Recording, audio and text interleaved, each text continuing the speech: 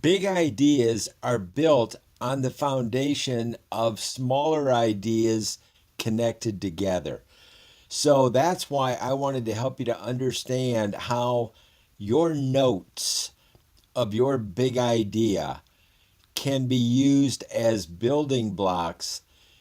and connect them together into the mind of the receiver because they're also listening blocks. And then the receiver